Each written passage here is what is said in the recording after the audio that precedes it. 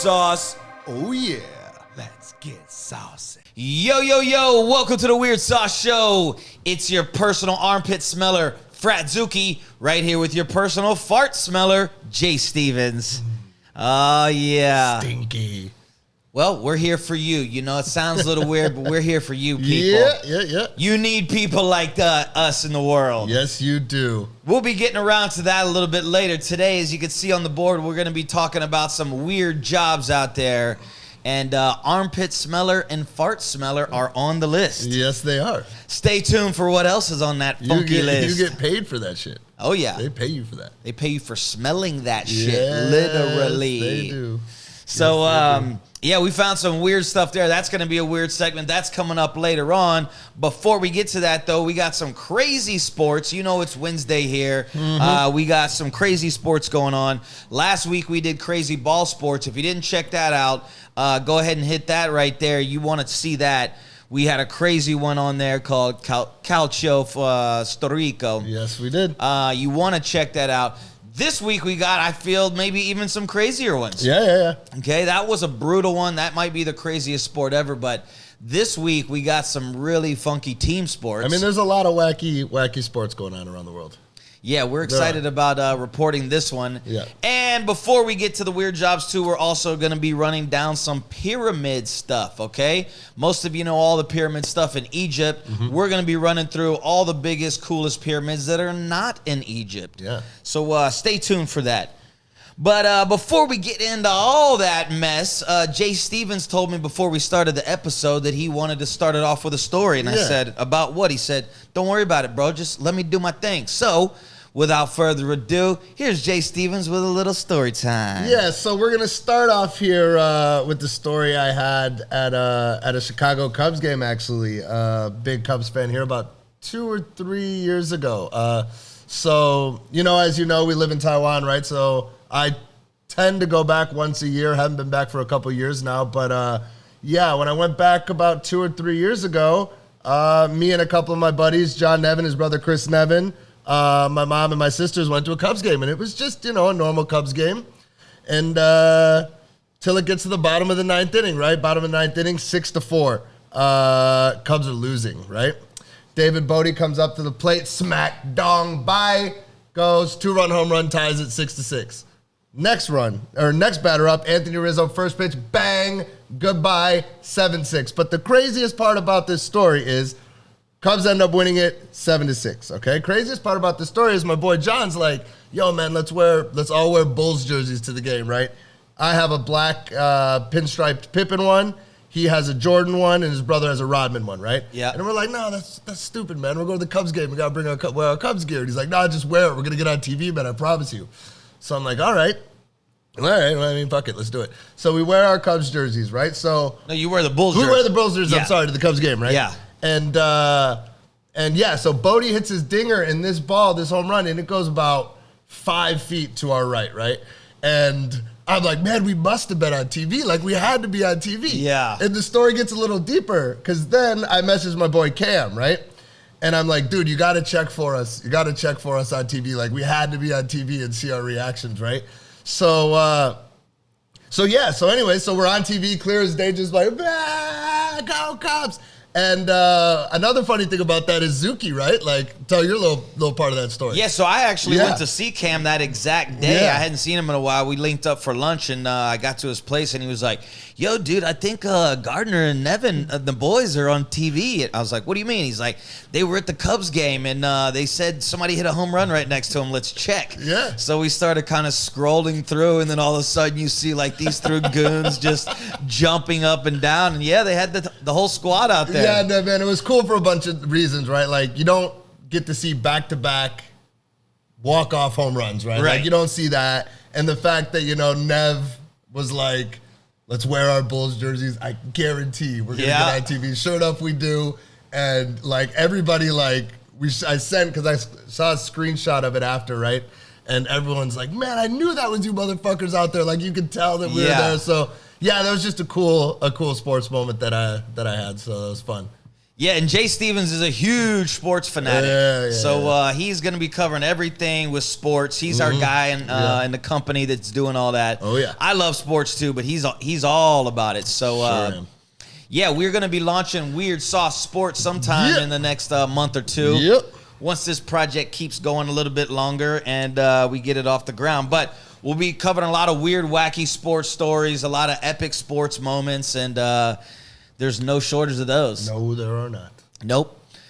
There's also no shortage of weird and wacky sports going on in the world out there. No. Now, a lot of these sports that we found are regional sports. You know, they kind of only play them in one area because they're just kind of smaller underground type sports. Yeah.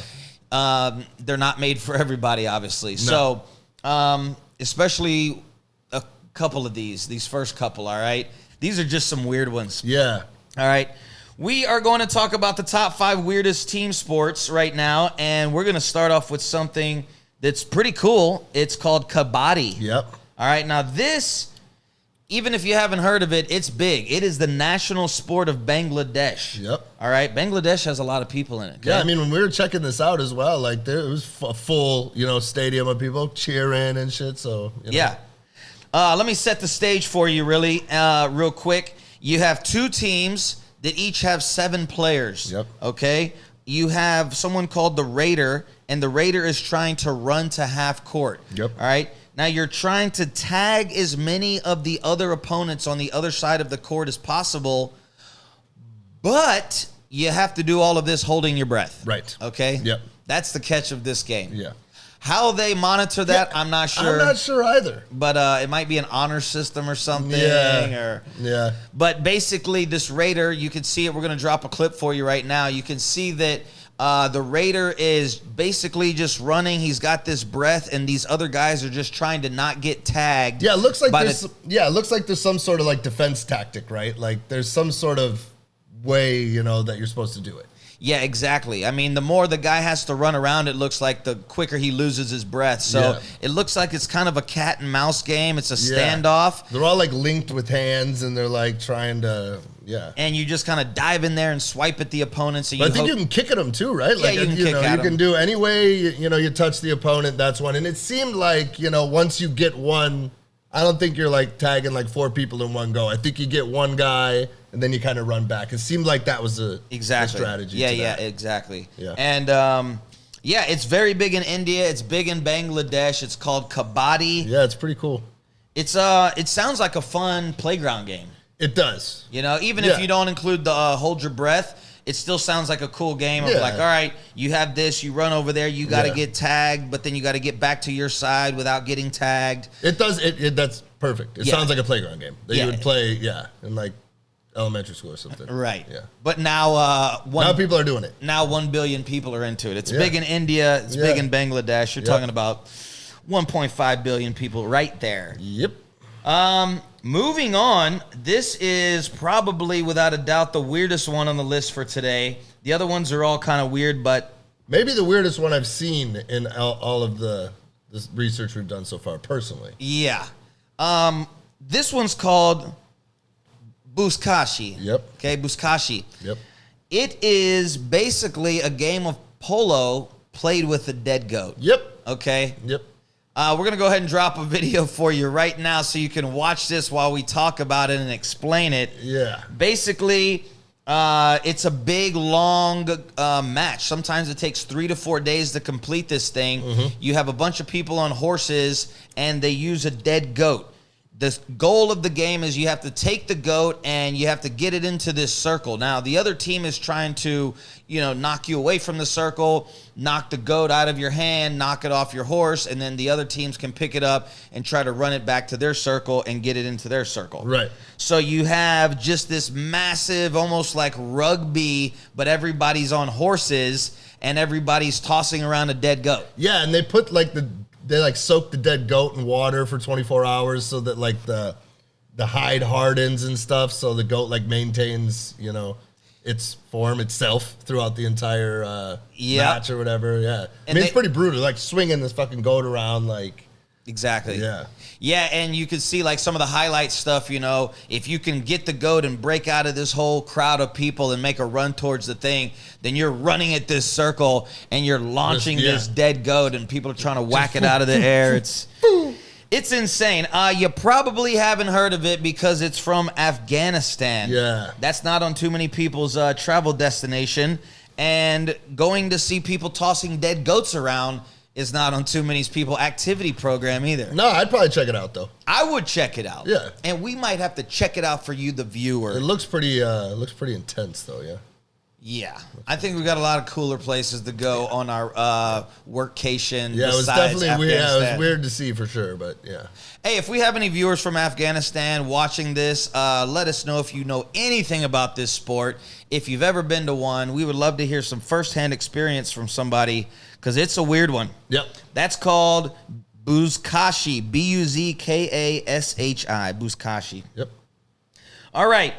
This is a really cool one. Now, out of all of them, I think this is my favorite one, this next one we're going to talk about. It's just badass. It is called Tao Shi. And where's it from? Japan. We need the all Japan episode. We need a Japan button. We need an all Japan episode. We need a Japan button on our thing over here. We don't have that yet. No, we'll get it. We've just referenced Japan so many times. Note to self: get Japan button. What would that consist of? I don't know, man, but it's just gotta have what the sound effect. It's got to be one of those wacky game show sound effects. Yeah. All right, we don't have that yet. We got a few other ones. Japan. Yeah. Okay, Tao Shi. All right, let us set the stage for you before we show you the video you can kind of feel how badass this is. It is basically capture the flag as well, but it is 300 people playing at one time. Right. All right. On two separate, fields. Right. So you have 300 people total playing this game, 150 for each team, and you have two sides. One side is 75 people and a big, huge totem pole that they're trying to protect. The other 75 people are the offense, and they're running at the other team trying to guard their pole. Right. Okay?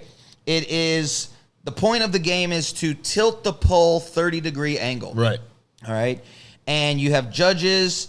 It's a very quick game. It's a 2-minute match. Yeah. And it's just, it kind of reminds me of Gladiator fighting back in the day where they just open the doors and you're just running at each other, that sort of thing. Yeah. People are just running and catapulting themselves over the opponents and trying to climb up and body slamming each other. But in the rules, it's no kicking, no punching, no whatever. But then you look at the video, right, and dudes are just manhandling people, throwing. And there's a guy hanging off the top of the pole and shit. It's here's some video of that. You can see these guys playing it. Yeah. It is in Japan, and it's not a brutal sport, okay? No, I don't. It's not brutal at all. You're not allowed to punch, stuff like that. It's a lot more physical, and there's a lot of wrestling and stuff going on, but it's not anything like Calchos Rica. But that is something I would go see. What, this... Yeah, exactly. Yeah. And the videos, and some of the videos we saw too, it looks like it's a high school game. Yeah, it does look like it's a high school game. You know? I mean, it literally kind of does look like it derived from Capture the Flag. Like the ultimate team sport. Yeah. 150 people on your team. Might be the biggest team sport. We got to check into that. Yeah, it's crazy. 150 players per team, and it's just a blowout 2-minute match. It's a pretty cool game. Yeah, it is. So maybe we need a little tournament of that. It sounds like a little league or something like that. I don't even know if I know 150 people. Yeah, you need a lot of people. You could probably play a watered down version, 20 people versus 7 or something like that. Yeah. Okay, moving over into Europe, we're going to touch down in the Netherlands. Yep. This one's pretty cool too. Yeah. It's a watered down version of basketball, but it's got some cool things that basketball doesn't have, and it's a lot more user friendly than basketball. Yeah, I've seen a lot more clips lately of this going around, so I think it's been around a little while, but I think it's kind of gaining popularity. Yeah. Here's a video for you. The sport is called Korfball. Korfball. Oh, Korfball, sorry. Korfball. Korfball. Yep. Korf ball. Yep. You can see in the video right now, it is a watered-down version of basketball, more or less. Yep. You have a basket inside, but you don't have a backboard. Yep. So as in basketball, you're only playing 180 degrees of the goal. This, you're playing 360 degrees around the goal. Correct. Okay? You have 8 players. 4 of them have to be male. 4 of them have to be female. Okay? You have a goal that's 3.5 meters tall, and the goal is to, just like basketball, get the ball into the basket. Right. But you can't run with the ball. Anytime you're holding the ball, you have to be stopped, and you can only pass it. The other players can move. Now, you can shoot it from anywhere except for the circle that's around the basket. As you saw in the video, there's a little an area there, the zone, Yep. that you're not allowed to shoot it in. So there's no slam dunking. Everything's got to be a shot, and everything is just 1 point. Okay? So it's pretty cool, though, because you get, it's like I said, it's a lot more user-friendly. You have the 4 male versus 4 females. It's a lot more co-ed friendly. It's not so rough and tough. So your team has to be matched up evenly. So the guys have to play against the guys, and the girls play against the girls. But it's the same sort of thing, right? So there's 8 on each team, though, correct? Exactly. So the 4 people on the one side of the court, or the 8 people on the one side of the court, cannot go to the other side of the court, right? Yeah, there's 2 different sides. Yeah. So you have your 4 players, you have your 8 players, 4 of them are on one side, and 4 are on the other side. Right. So there's always attackers and defenders. Exactly. So you can't go to the other half of the court. Right. And then after you score, you have you switch sides. Yep. Okay. Yep. So that's Korfball. Looks pretty cool. It looks like a game you could just kind of set up anywhere. Yeah, it definitely does. If you have any sort of ball and you have any sort of basket, you can just set this game up. You can put it on the table. You don't have to have an actual backboard or anything. Yeah, and we didn't check, but when we were looking, there's this legend. There's this legendary dude, Korfball player, that was just smacking shots from everywhere, dude. Put James Harden to shame. Yeah, no look passes and stuff like that. Yeah, it was ridiculous. We got to find out who that dude is, but he was great. But I got to say, it looks like if you were a college basketball player and you entered a Korfball league, you would probably, ball out. Yeah. But it's a 3.5 meter basket. It's different, and there's no backboard. Yeah, and this dude didn't look like he was a college basketball player. No. He didn't. He looked like he was with Jay Stevens at the bar before he started playing. Yeah, he did. All right, the last one. Last but not least. It's going down. Yep. You know it's going down. Yep. And it has to go down because it's underwater. Yes, it is. Underwater hockey. Yep.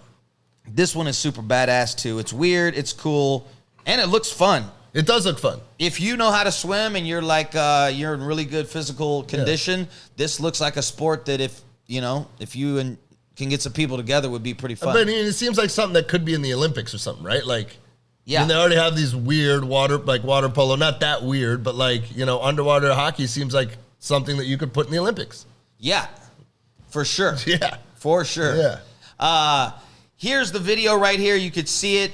The setup of the game is you have 10 players, but when the game is going on, you have 6 versus 6. You can only have 6 people submerged at one time. So when one player comes up to take a breath, you can send another player down.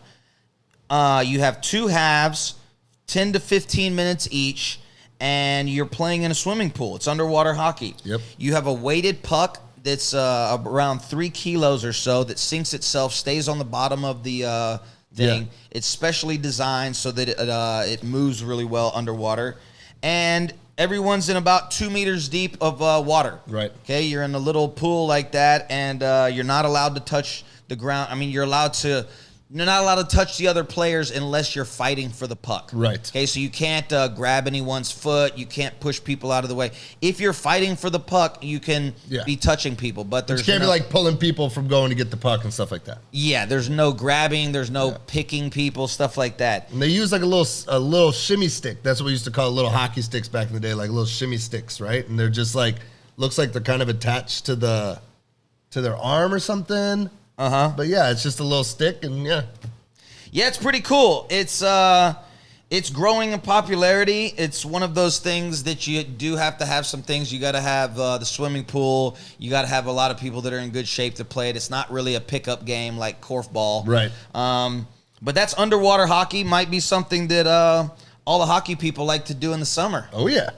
You know, because that's how skateboarding was invented, basically. Yeah. You had all the surfers that couldn't surf certain times of the year, so they said, shit, let's throw some wheels on these surfboards and we can do this all year long. So you got underwater hockey when the ice ain't around and it melts and turns into water. Now you can jump in the water and get your hockey on. Wow. Okay? Wow.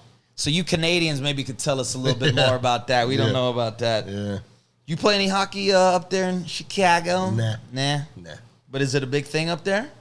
I mean, the Blackhawks are big. Right. Like NHL-wise. No. It's not like a thing where like you're just out in a neighborhood Nah, and lakes freeze over. Yeah. People do, for sure. But Okay. not like at a level like Canada's at or like even like Minnesota. Nah. Yeah. Nah. We don't have that many lakes, bro. Just 5 of the biggest ones in the world. Yeah, but those don't freeze over. Right. Yeah. So. Yeah, we didn't get into much hockey down in Texas, obviously. But underwater hockey might be something. Bring it home, dude. I just don't know if I can hold my breath that long at my age. You can't. It's probably not the one for me. No. We've run into some other sports that sound like the one for me instead of this one. Yeah. Cool. So there's some weird, wacky team sports for you to enjoy and check out. Next, we're going to be moving on to pyramids. Yep.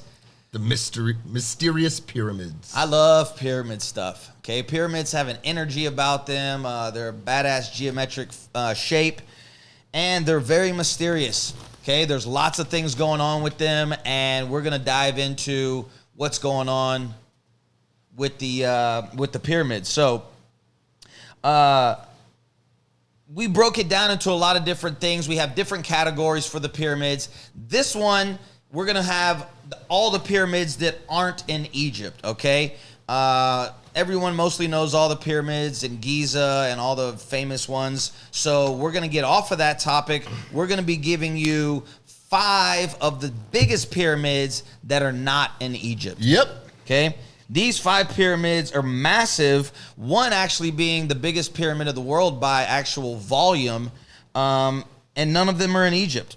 So, you probably never heard of these, and we hadn't heard of them either. The first one, maybe. Yeah, I'd heard of a couple of them, but a few of these other ones, hadn't heard of them. And also, some of these have been kind of buried in the forest for a long time. Yeah. Only until recently they've kind of started to re-explore them and clear them out. And you're able to do hiking at a lot of them and stuff, right? Hiking tours and stuff like that. Yeah. Okay, so first pyramid up on our list. You know, when we talked about the biggest pyramids in the world, not in Egypt, it's kind of a weird one, but we had to throw it on there.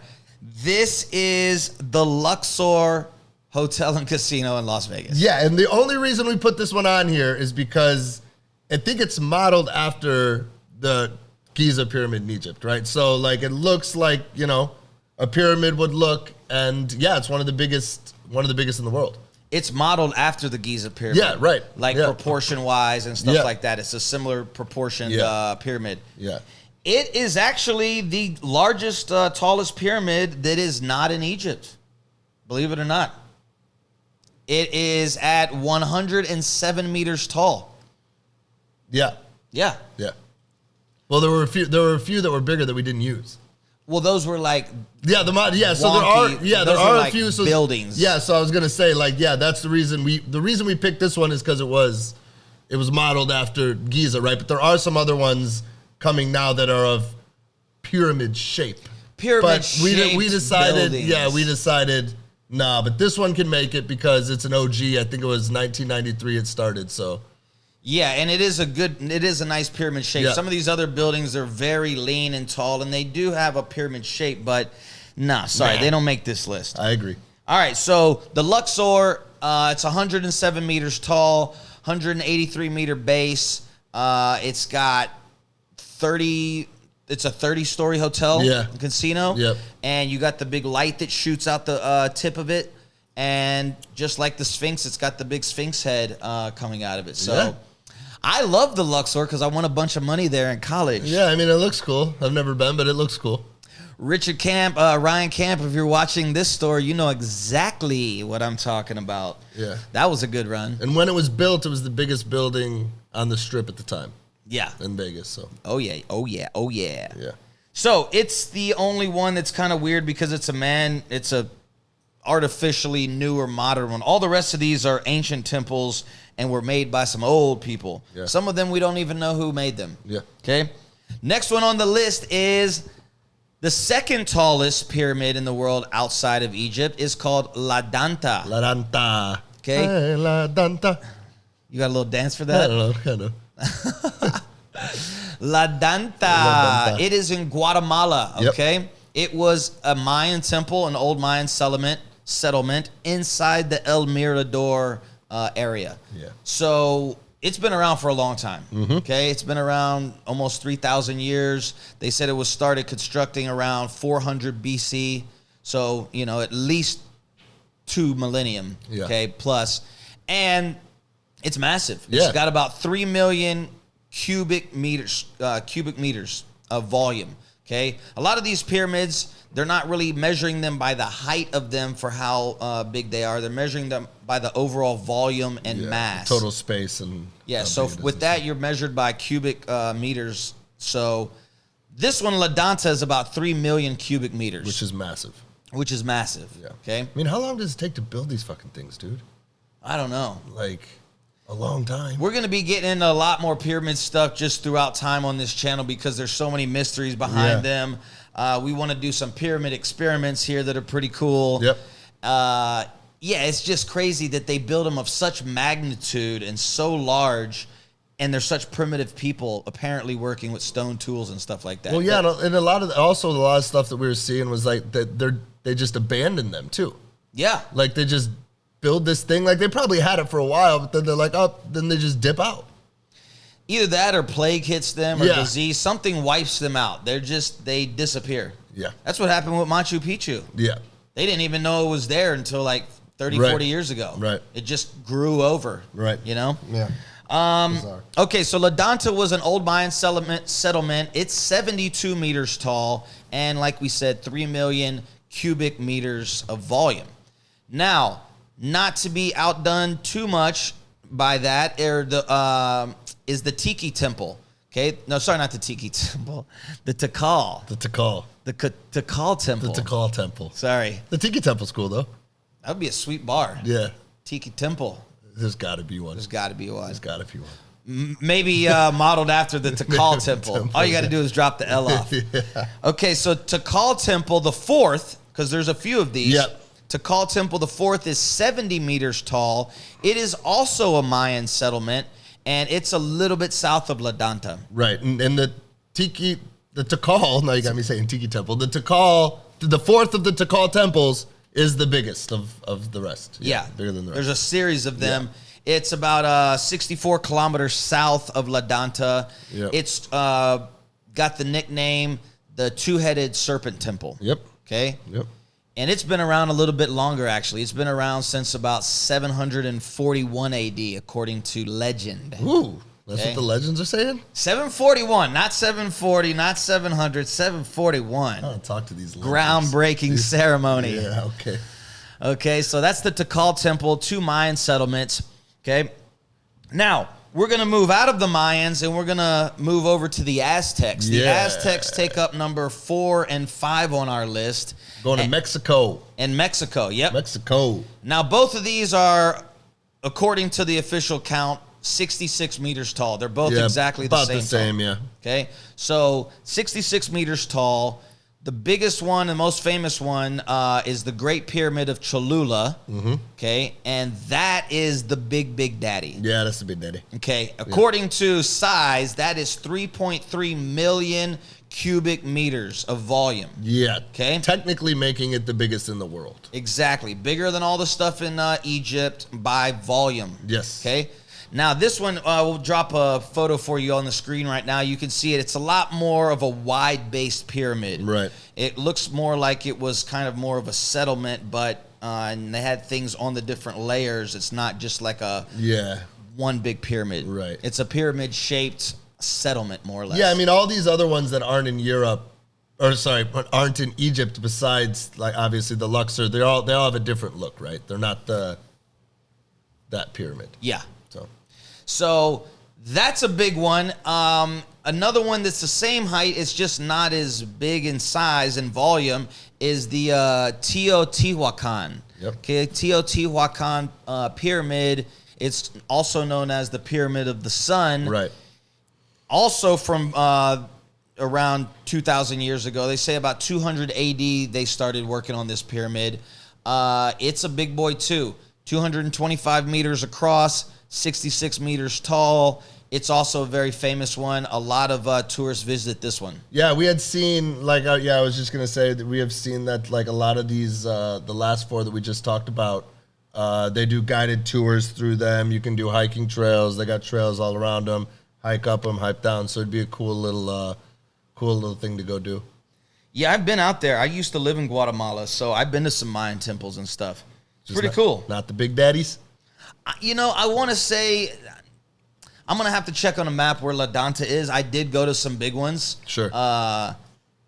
Might be a little false claim to say that I went to La Danta, but I was out there. I've definitely seen some Mayan temples. They're cool. Just sounds like another trip we're going to have to take, Jay Stevens. Yep. All right, I'm flipping around on my pad here looking for our next segment. What do we got up next, Jay Stevens? Tell the people. Weird jobs. Some of the weirdest jobs in the world. Oh, yeah. Yes, we did. And when we started this episode off, we gave you two of them. Yeah, we did. I said I smelt your armpits, and he smells your farts. Why do I got to smell the farts, dude? Well, because I'm running the segment, and I didn't want to smell the farts. So thank you, bro. That's right. All right. I don't think either one of them's one that you want. No, though. you don't want to do either of those. Okay. Yeah. That's going to go into our category of body odor tester. So we got 5 weird jobs for you. There's tons of weird ones. Yeah. We're going to do another segment on these in the future. But right now we got 5 weird ones for you to check out. Yeah. Okay. We'll start off with number 1, body odor tester. Yeah. This is exactly what we just said. Yeah, it is what it sounds like. Yeah, people have nice trained noses, and you have to go smell people after using cosmetic products. Right. So people that, like when they're trying to put out a new deodorant, they got to see the effectiveness of it. So they'll give it to somebody, say, hey, wear the deodorant. Okay, now run over here on the treadmill for 30 minutes and sweat. Okay, now everybody lift your armpits, and this professional armpit smeller goes down the line and smells the armpits and sees how much the product worked. Yeah, I think they do breath as well, like with toothpaste, and see how it smells and see how it does after X amount of hours. Then, you got to smell people's breath and shit. Like, yep. But why farts, dude? What sort of product are you using that people need to smell your farts? I don't know. It's got to be food related, though, It's got to be food related, yeah. Like, here, does this food really give people bad gas? Because, I mean, let's get serious. That would be a product aspect that could make you not want to buy it in the future. You're like, yo, dude, those burritos are bomb, but I had the worst gas of my life the next 3 days. You wouldn't need to know how it smelled. Yeah, well, apparently they do. They do. It's out there. Fart smeller. I get the armpits. Yeah, the breath smeller. I think that. Some foot, the feet. Yes, smelling the feet. Yep. Yeah. A lot of funky odors coming off of people's bodies. Yeah. We're going to put in an episode. I just thought of this randomly today when we were talking about this. There's a story of the most disgusting human being on the planet. This guy's never showered in like 50 years or something like that, and he just looks absolutely disgusting. And I was just thinking, I was like, the smell coming off of this guy. I wonder if this body odor tester could I was going to say, let's get him in here, but let's not get him in here. Let's not get him anywhere in our country. Yeah, no. Like, you stay wherever. I think he's somewhere like India or some shit like that. Yeah. Said he smokes his own shit. Yeah. And we're going to get into that in another episode. Stay tuned. Whoa. Okay. Another one that's going to be dealing with weird human and weird smelling humans is a human remains inspector. Yep. Okay. Human remains inspector is when they have decomposing bodies, they have to monitor them and run experiments and test on them at different points of decomposition. Yeah, different stages of decomposition. So what they'll do is people that offer their body to science is they'll take these bodies and they put them in different environments, and they watch them decompose, and they go out there and literally check it every hour, 2 hours, and they check when the maggots start to come in, when the things start to decompose. All the different stages of the decomposition. So brutal. They have someone, it's your job. They have the article we were reading is imagine like a big field, like with grass and hay and kind of mud and stuff like that. And then they take these bodies and they chunk them out there. And then it's your job to walk around and go, hey, this body's been laying in a grass field for 12 days. This is the thing. And you have to look at bugs eating out eyeballs and eating skin. And it just sounds disgusting. No thanks. No. Somebody's got to do it, though. Someone's got to do it, and you're going to get paid. Yeah, you get paid a lot. I'm sure you do. Yeah, the more extreme and disgusting these jobs are, the less people want to do them, and the more you get paid. Yep. How much would they have to pay you to do that one, bro? Oh. Would you rather be the human remains inspector or the body odor tester? How about I'll answer at the end when we give all 5 out, and I'll tell you which one I want to be the most. Okay, all right. I think I'd rather the human remains inspector. As gross as it is, it's got like a kind of CSI crime field vibe to it. Yeah, like if you're like a forensics or something, you're like well, yeah, it's for forensics. Yeah. So, okay. be into that. The next one is also going to be dealing with humans, but on the good side, okay? We're going to talk about hiring humans. Now, what does that mean? Are we talking about slaves? No, we're not talking about slaves, but we're talking about paid slavery almost, kind of, like these people, the jobs we're about to tell you about, you're paying someone to do something that you don't want to do and to do it exactly how you want them to do it, more or less. Okay, so for example, we have someone that will wait in a line for you. Many people hate waiting in lines. If you're going to get the new iPhone and you got to stand outside and be there since, 1 a.m. the 2 days before, you don't want to do it, but you want the new iPhone. You can pay somebody to go stand in line for you, and then when the time's right, you slip right in the line and buy it. Oh, yeah. So this is a big thing in Japan because there's a lot of lines in Japan, and there's a lot of things that if you're doing, government stuff and you got to stand in a driver's license line for 4 hours. The worst. Yeah, and it takes up time. Yeah. Everybody that's had to do this bullshit knows what we're talking about. Yep. You said, I wish I could have my number, know exactly when it's my turn, show up, and then do it. You don't want to stand in line. So you can pay people to stand in line for you. Wedding dates. You can pay people to be your wedding date. Boyfriends or whatever, dates and stuff like that. You can actually pay them to be your fake family member at your wedding. Yep, fake family members at weddings. Long lost cousin. Yep. And the long lost cousin comes in, they're good looking, they bring somebody, they talk very highly of you. Mm-hmm. Money well spent. Yeah. Yeah, oh yeah. And on the flip side of getting married, when you die, you can have a fake mourner. Yep. Someone that will come fake cry at your wedding for you. Yeah, I guess that's actually a decently big thing here in Taiwan. We've seen some stuff of some of that stuff happening here, yeah. Yeah, it seems like it's a Chinese traditional type thing. Yeah. Because in Chinese funerals and stuff like that, you want people to come and show their gratitude and appreciation for you. And so to have these people showing up, just bawling their eyes out and feeling very upset that you passed, it makes you feel like you were more important and you were very special. Right. Okay, you're like, wow, look, these people are just in tears because this person died. But the catch is, it's all paid for and it's fake. It's all paid for. So it just makes it weird. Yeah, it is a thing. God, if you know anybody with has ever had that or been that, I mean, let us know. That's a great story we'd love to hear about. We do have some people that are doing it in Taiwan, and we're a little bit too early of a show, too new of a show to be inviting those type of guests on. But we have looked into it. They are out there, and we will try to get a little bit more in-depth reporting for you on that since we're so close to it. Right. What else can you get? So fake mourner, fake crier. In Japan now, the thing is you just hire a friend. It's a fake friend, okay? A lot of people are very busy with their business life. They don't have time for a social life, and they want someone to just be their friend. Talk to them. They can bounce ideas off of them. Sit down and chat, when they have coffee, stuff like that. People get very lonely, and they need a friend. Yeah. And now you can hire a friend to just go, hey, what do you want me to do? Well, you just be my friend. Just stand there. You don't have to do anything except act like you're my friend.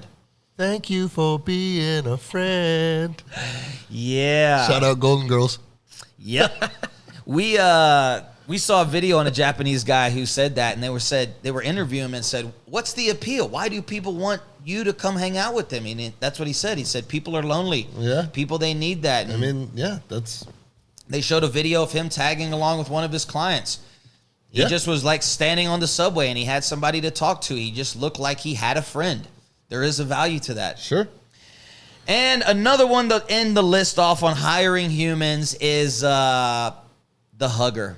The hugger, yeah. Yep, the hugger. Yeah. This one kind of blew me away, and apparently it is a booming business. Yeah. Okay? You can pay people to come hug you.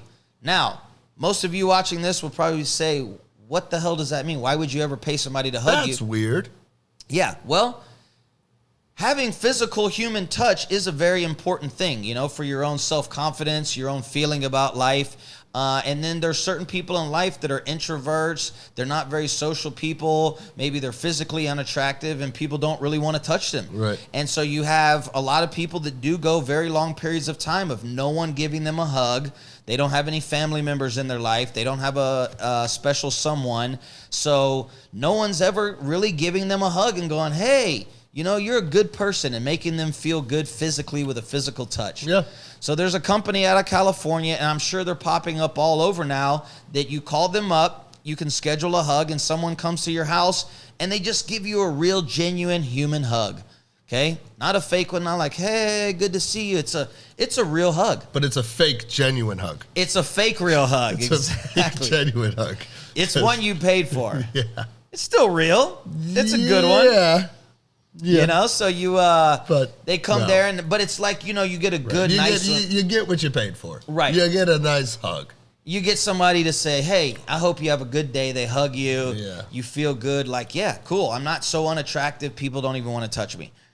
And yeah, the woman that we read about the article, she says business is booming. She can't even hire enough huggers. Yeah. There's a massive demand for it. And, it's very weird and odd to me, but those are some humans you can hire. If you feel like you need a human to do some of these things for you, there's 5 weird ones that humans will do for you. Yep. Now, there is another human. He does a very weird job. He's the only one in the world that does it, and that's why he made our list. Yeah. Big shout out to our boy, Rob Doyle. Robbie Doyle. Robbie Doyle. What does Rob Doyle do? He is an underwater pizza delivery guy. Yeah. Okay, so how does this work? How does he deliver pizza underwater? Well, there's a resort in Florida that is an underwater hotel. Yeah, I think the guy uses the term resort very, very loosely. But I think, underwater hotel is more accurate, I guess. Yeah, he's taken this old sunken ship. He's remodeled it. It's all waterproof. It's literally a nice little hotel. 2 rooms. Yeah, it's like a little cottage. 2 rooms, yeah. It almost feels like an RV type vibe. Yeah, it does. Yeah. Not so luxurious, but it's chill, and it's underwater, Yeah, and you have the nice windows underwater. You could see the fish. It's definitely cool. Yeah. It's definitely cool. So basically, he hires a scuba diver, Rob Doyle, to do all of the maintenance on it. If anything breaks or he's got to do something, Rob is the maintenance guy. Now, Rob also offers a service for the guests that if you're hungry, he'll deliver the food down to you. Yeah, he puts it in like a waterproof briefcase. Yep. And brings it down to you. Dives down. There's a little well that he can pop up into. He can pop up there. Pop the hatch open. Pop the hatch. Give you your food. Yeah. So you get a nice hot pizza delivered to you underwater, and you can see him swimming to you with the pizza. Yep. So Rob Doyle, the underwater pizza delivery guy. That's pretty cool. Just because he's the only guy that we know of who does that. It's pretty dope. Yeah. Yeah. Underwater food delivery. It's not really a thing. Yeah. No. And then to go back to the question you asked earlier, Rob Doyle. I'd be Rob Doyle. You would want to be Rob Doyle. Yeah. But we have one more on our list. You didn't consider this one. Would you like to be a chicken sexer? No. Off the chicken sexer. Chicken sexer. Yeah. Yeah, sounds exactly what you might be thinking. You're trying to determine if it's a male or female. the sex of the chicken. It's simple. not only a chick and a chick, a very small chick. So apparently you have to pick up the small chick. You have to give it the little finger test, and you have to feel if it's got the innie or the outie or whatever, if it's a male or female. Yeah. If it's a male, you throw it in this stack. If it's a female, you throw it over here in this stack. Right. It's apparently a very hard skill to do, and to be able to be good at it and to be of value to a company, you have to be able to do it fast. Yeah. Okay? There's the people more that chicks, can, the better. Right. The more chicks, the better. Mm-hmm. That's the motto of life, and that's the motto for this episode. If you can get a chick, people can do it, but it might take them a long time. A chicken sexer is literally picking them up, going, yep. It's like some of my friends trying to get a date. Oh, knocking things over. Oh, yeah, exactly. Picking chicks up and throwing them away. No, you can get a chick, but it might just take them a long time. Right. Yeah. And in Asia, you got to figure out the sex sometimes. Got to figure out what you're dealing with. Oh, shit. So a chicken sexer, that was a weird one. You would think they have computers or something that a machine that could do it. There's another way to figure that out. Yeah. But they can't. So chicken sexer, you made our list of top 5 weird jobs. Yeah, you did. Good for you. We got more weird jobs coming up for you. Not this episode. That's going to be in a future episode. Yep. This episode is winding up right about now. Yep. But before we do, we have our little episode wind down.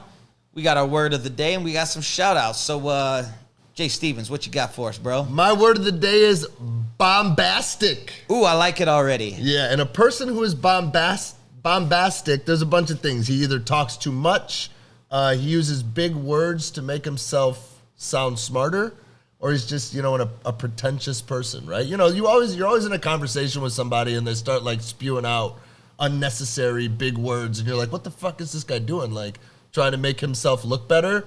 So that person is being bombastic. He's trying to be the bomb, but he's actually being bombastic. Yeah, I am not a huge fan of people who are bombastic. No. Because you feel they're trying to make themselves feel better than you, which in turn is them trying to make you feel shitty, right?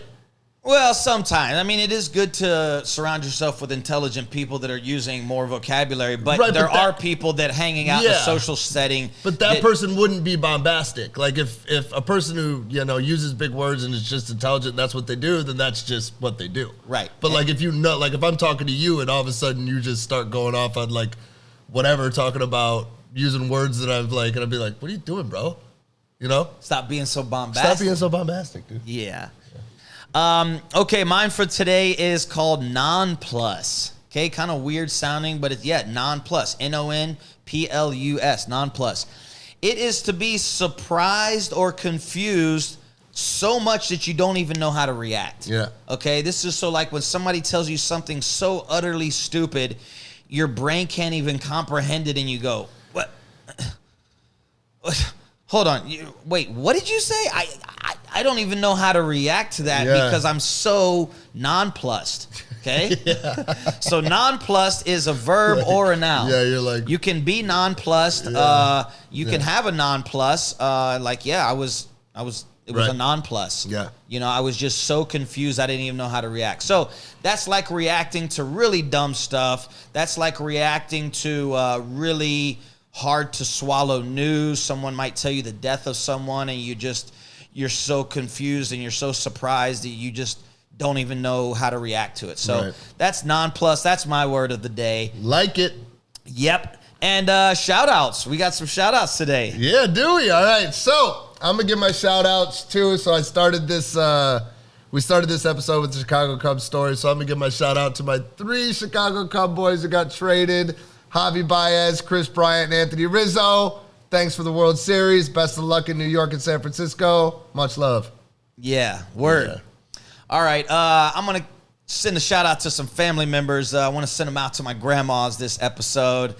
Out to my city, I love you. I hope you're doing well. And to Miami, love you as well. Hope you're doing well. You guys are champions. They're both in their 80s and 90s, and they just still trucking along, smiling, having a good time. So love you both. I hope you can both see this and enjoying the episode. Yeah. And you, the viewer, we hope you're enjoying it. That's going to wrap it up for us here today. We're going to see you tomorrow, Thirsty Thursdays, right here with Jay Stevens. Get ready. See you tomorrow, fam. Later. Peace.